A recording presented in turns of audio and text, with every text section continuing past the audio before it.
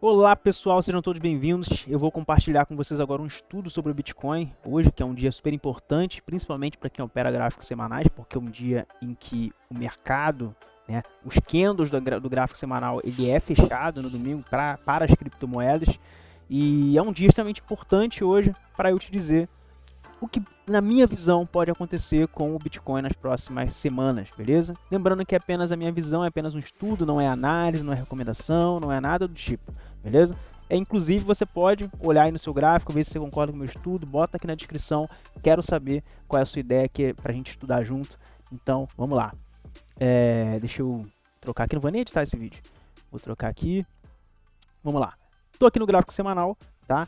E cada barrinha dessa, que a gente chama de candle, para quem não sabe, representa uma semana de pregão. Isso no gráfico semanal, tá? Se fosse o gráfico diário, seria um dia de pregão, ou seja, um dia, do que aconteceu com o Bitcoin, tá? Então, cada gráfico, cada quadradinho desse aqui representa o que aconteceu com o Bitcoin em uma semana, tá bom? Então, se caiu, se subiu, quanto caiu, tá? E olha só, que interessante. Nesse nível aqui que vocês estão vendo, pintado de rosa, ou seja lá qual cor você queira chamar isso daqui, ele é um topo histórico, ele é um nível histórico de preço. Ou seja, aqui a gente tinha um topo histórico do Bitcoin que foi rompido aqui nesse ponto, né? Só que acontece, ele falhou, esse rompimento, dentro da linguagem de price action, essas barrinhas aqui que a gente chama de doji, em algum momento, elas foram barras como essa daqui. Estão vendo que essas barras de compra, elas são bonitas, elas são grandes, elas têm pouca sombra, enquanto isso daqui parece um esqueleto. Ou seja, em algum momento, durante a formação dela, ela era uma barrinha dessa aqui. Só que aí, os vendedores começaram a atuar e ela se tornou uma barra dessa daqui, tá? Então, por isso que dentro da linguagem de price action, principalmente dentro da escola que eu utilizo, que é baseada principalmente nos conceitos do Al Brooks, os dojis são falhas de rompimento, eles são barras de indecisão. Então, basicamente, para o Al Brooks, existem barras de tendência, que são essas barras aqui, e barras de indecisão, que são essas barrinhas aqui, tá? E, obviamente, tirando aqueles decoreba de todo mundo, você viu um doji no topo, quer dizer que vai cair. Não quer dizer isso. Pode querer dizer isso, porque se o doji é uma barra de indecisão, concorda comigo que se é uma barra de indecisão, e eu estou vendo isso num topo, num momento esticado, uma indecisão num topo, obviamente que pode querer significar que vai ter uma inversão ali, vai ter uma correção, pode ser uma reversão, mas pode ser simplesmente uma correção, mas pode não ser nada também, tá? Pode ser simplesmente um embrolhozinho que vai acontecer ali e depois o negócio vai subir.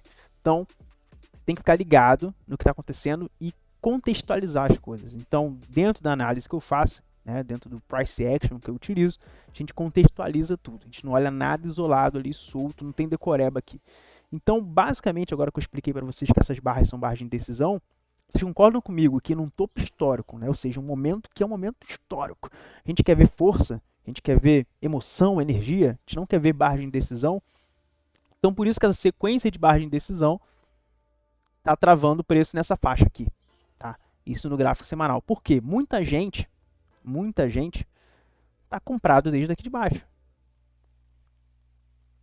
E utiliza esse nível, que é um nível histórico, como ponto de saída, Porque o cara já fez mais de 100%. Então, nem que o cara saia com uma parte, Porque na bolsa, pessoal, nas criptomoedas, qualquer mercado de renda variável, quem tem mais dinheiro e mais informação vai se posicionar primeiro. Não tem jeito. As pessoas físicas, a galera, vão entrar depois. E aí o que acontece? Muitas vezes, quando você está entrando, já tem gente que já está aí com 100% de lucro e está realizando esse lucro, tá?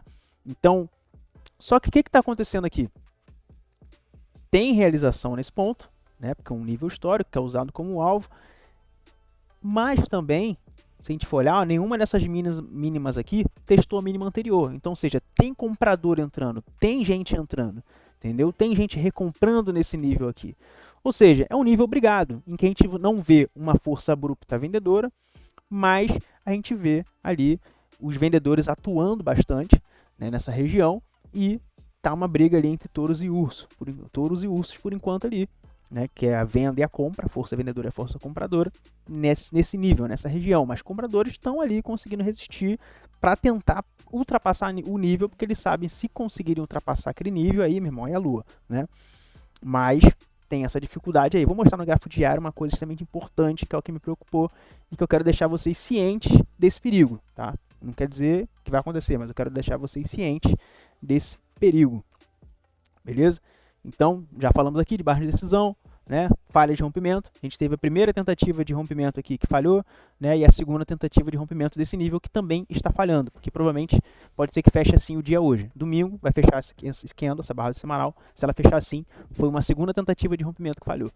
Então, concorda comigo que se o cara que está comprado aqui embaixo, ele começa a ver esse monte de doji nesse nível, que é um nível de alvo, o que ele faz? Ele sai de uma parte, pelo menos. Ele começa a sair, falar, mano, já estou com 100% de lucro, o negócio está enroscando. Pode ser que comece a enroscar, corrija, para depois subir. Eu vou sair daqui, com o máximo que der. Então, muita gente começa, né, o efeito em cadeia, a realizar também nesse nível e vai deixando cada vez mais difícil de passar esse nível, tá? Então, basicamente, no gráfico semanal é isso, tá? E no gráfico diário, que é o que realmente nos importa aqui para essa análise que eu quero mostrar para vocês, esse estudo, é o seguinte. Esse indicador que está aqui embaixo da minha tela, ele é o OBV. Deixa eu só ver se está gravando. Beleza. Esse indicador que está aqui embaixo da minha tela, ele é o OBV, On Balance Volume. Foi um indicador criado pelo Granville e basicamente ele foi desenvolvido primordialmente para ser utilizado em gráficos diários. Você pode utilizar no gráfico de 5, no gráfico de 15 minutos, no gráfico semanal. Porém, para você ter ali a maior assertividade, né, para fazer mais sentido, você tem que utilizar ele no gráfico diário. Tá? Aprendi isso com o Márcio Noronha, que com certeza é um dos grandes especialistas em Granville, se não me engano ele até conheceu o Granville, e ele falava isso, que OBV foi desenvolvido para ser usado em gráfico diário. Você pode usar no gráfico que você quiser, mas ele foi desenvolvido para ser usado em gráficos diários. Tá? O Granville, quando ele idealizou para ser usado em gráfico diário. Então, basicamente, o que é esse indicador? Ele é o direcional que está acontecendo com o preço, né? E se o volume está acompanhando isso. Então, ele leva em consideração a direção e o volume. É como se fosse, fazendo uma analogia aqui, uma explicação bem leiga, sabe aquelas barrinhas de volume que ficam embaixo do gráfico às vezes? É se você estivesse vendo aquilo de maneira direcional, ou seja, é a direção, né, que o comprometimento dos players, né, junto com o direcional. Então, estou explicando de maneira não técnica aqui para a maior parte das pessoas entender, beleza? Então, basicamente, quando a gente vê o preço subindo e o OBV subindo, quer dizer que o comprometimento dos participantes está acompanhando aquela subida, ou seja, o volume está acompanhando aquela subida.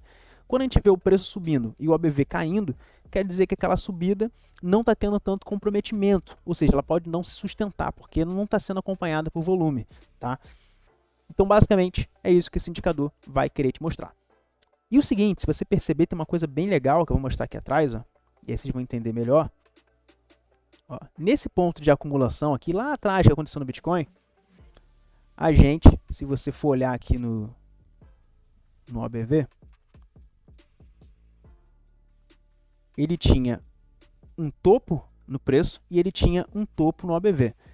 E quando ele rompeu essa região, ele também rompeu esse topo no OBV. Ou seja, é um indicador de confirmação, ou seja, a gente teve um rompimento de nível histórico com o rompimento desse mesmo nível histórico no OBV acontecendo, ou seja, o volume, o comprometimento está acompanhando esse rompimento e por isso que ele foi tão forte, tá? Que nem aconteceu aqui, ó, disparou depois. Aqui acontece algo preocupante, por isso que o preço está se enroscando, tá? A gente vê, tá vendo esse topo histórico aqui, ó? No OBV, ele é isso aqui, tá? Então, eu vou marcar aqui no OBV para vocês verem o que eu estou falando. Então, ó, vamos aqui, OBV, pô, botei.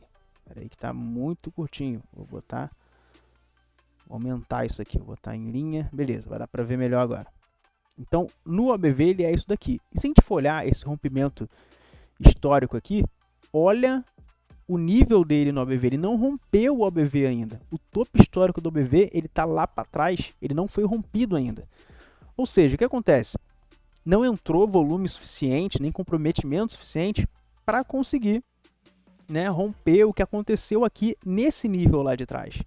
Entendeu? Então, o preço rompeu, mas o volume, o comprometimento comparando com o que estava aqui atrás, não conseguiu ser rompido ainda. E por isso que fica uma faixa ali embrulhada, que nem está aqui, ó.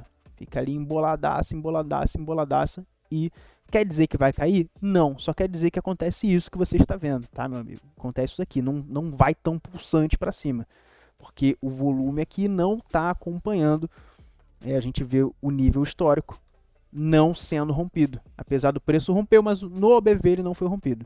Então, isso é um alerta amarelo, não é um alerta vermelho, mas é um alerta amarelo. Então, por isso que o preço fica travado aí. Vocês viram a diferença do que aconteceu lá atrás. A gente vê o nível da BV sendo rompido junto com o nível do preço. Aqui, esse topo histórico equivale a esse topo no indicador, no BV, mas esse topo aqui, ele equivale a esse topo aqui no ABV, e a gente vê que não aconteceu o rompimento histórico ainda nesse nível do ABV. Então, por isso que dá essa travada aí. Lembrando que tudo aqui tem risco, tudo aqui é por sua conta e risco, não estou dando recomendação, nem análise, nem nada do tipo, estou simplesmente pegando o estudo que eu faria só para mim e compartilhando aqui com vocês, beleza?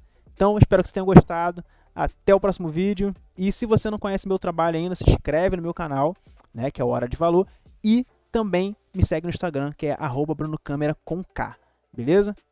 Tamo junto. Aqui embaixo vão ter links tanto aqui do TradingView, se você não tem acesso a essa plataforma, tanto da Binance, que é uma corretora também aí de criptomoedas que você pode utilizar para estar comprando as suas criptos, tá? Então tem o link da Binance aqui embaixo. Se você não sabe como comprar Bitcoin, né, ou outras criptomoedas, tem o link aqui também para você. Até o próximo vídeo.